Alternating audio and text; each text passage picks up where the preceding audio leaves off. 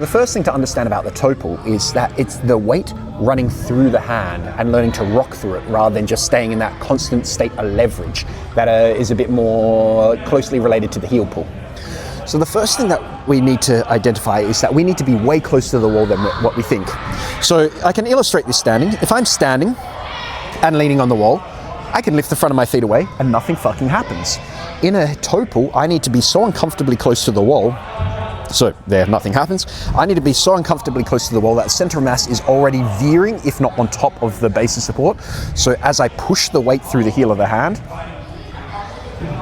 I immediately start falling, and then I'm effectively catching myself in what would be a heel pull and pressing myself back to the wall. And that's why it's this rock of weight through the hands to articulate this sensation. So we're close up to the wall in our chest wall, and all the usual handstand things apply of you're pushing tall, you're watching the floor, and every muscle is tight, so there's less variables through the equation. So if we're too far from the wall, that we're having to actively break at the shoulder line or the hip line to pull ourselves in towards the element of equilibrium, and it's not just purely coming from the press of the heel of the hand, we're effectively doing a different drill here. We want the toe pull to just be this weight transfer through the hand. So we're getting used to being in one piece and feeling the weight rock through the hand from the heel of the hand into the fingertips and learning how to keep equilibrium within those realms there. So I initiate by pushing through the heel of the hand, and this is what's going to make my feet start to float. Immediately as I feel the feet float, I want to actively pronate into the floor and flex the wrist. So I'm trying to push my first knuckle through the ground. I also want my fingers in that cambered grip and my fingertips pressing through the floor. Now, as the hips come and the feet come further from the wall, you should feel the weight traveling further up the hands. So the closer the hips and feet are to the wall, the closer it'll be towards the heel of the hand. The further it is, the closer it'll be towards the fingertips. And there's that eventual teetering point where you cannot return from once the center of mass, aka the hips, have gone too far over the hands, that it doesn't matter how strong you are, you will fall.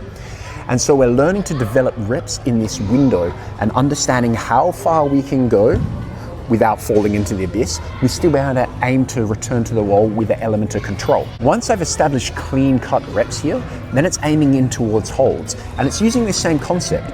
So I'm letting myself fall and catching my weight, and then I'm trying to balance the weight and the pressure between what is the first knuckle, what is the fingertips, what is the heel of the hand, to keep a constant state of pressure, and learning how much pressure is required and when for the angle that is relevant for me at the time.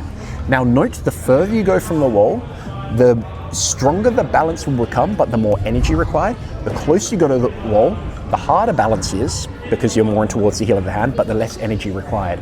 And we want to calibrate for every single one of those angles, because the larger margin of error window that we can create, the more it's going to give to our ability to be able to handstand. Now, an analogy, because I like creating obscure analogies.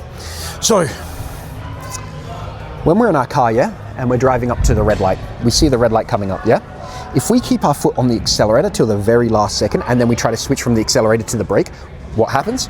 We go into oncoming traffic, and this is counterproductive.